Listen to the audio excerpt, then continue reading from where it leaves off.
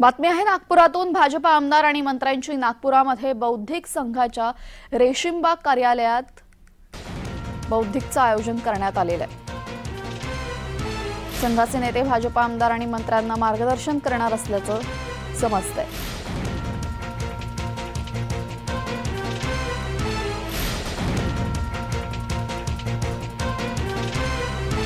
भाजपा आमदार आणि मंत्र्यांची नागपुरात बौद्धिक यावेळेस शिवसेनेच्या नेत्या मनीषा कायंदेही उपस्थित असल्याचे समोर आलेले आहे। संघाचे नेते भाजपा आमदार आणि मंत्र्यांना मार्गदर्शन करणार आहेत। नागपूरमधून महत्त्वाची बातमी समोर येते।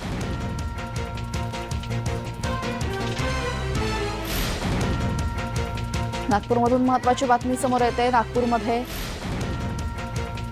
संघाचे नेते भाजपा आमदार आणि खासदारांना संबोधित करणार आहेत आणि विशेष म्हणजे शिवसेनेच्या मनीषा कायंदे सुद्धा या ठिकाणी उपस्थित असल्याचे समोर येते।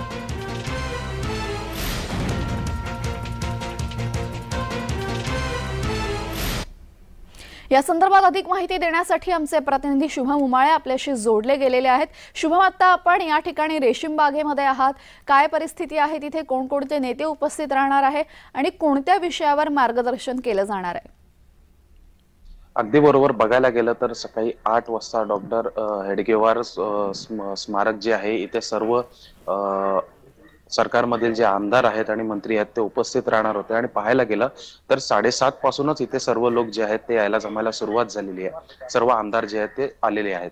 बघायला गेलं तर संघाचे जे मुख्य नेते आहेत मोहन भागवत ते सुद्धा इथे उपस्थित राहणार आहे। सोबतच मुख्यमंत्री उपमुख्यमंत्री इथे सोबत राहणार आहेत। पण मात्र राष्ट्रवादी किंवा अजितदादा गटामधनं इथे कोणी येणार नाहीये अशी बातमी सकाळीच मिळाली होती। आणि बघायला गेलं तर काय संबोधित करतात हे पाहावं लागणार आहे। सध्या तरी सगळे आमदार जे आहेत ते येत आहेत, स्मारक या ठिकाणी दर्शन घेत आहेत आणि त्याच्यानंतर स्थानबंद होताना आपल्याला पाहायला मिळत आहेत। नेमकं बघायला गेलं तर हे एक आगळं वेगळं सरकार आपल्याला पाहायला मिळालं, जिथे एकनाथ शिंदे यांनी शिवसेनेमध्ये बंड केल्यानंतर जे आहे सरकार स्थापन केलं होतं फडणवीस यांच्यासोबत आणि त्यानंतर मागच्या वर्षी सुद्धा सर्व इथे आले होते आणि यंदाच्या वर्षी सुद्धा हे इथे आलेत। नागपूरमध्ये हिवाळी अधिवेशन सुरू आहे, त्यानिमित्ताने सगळे इथे आले आहेत। जी शुभम, आपण या कार्यक्रमावर नजर ठेवून राहा, आपल्याकडनं वेळोवेळी अपडेट घेतच राहू। तुर्तास धन्यवाद आपण दिलेल्या माहितीबद्दल।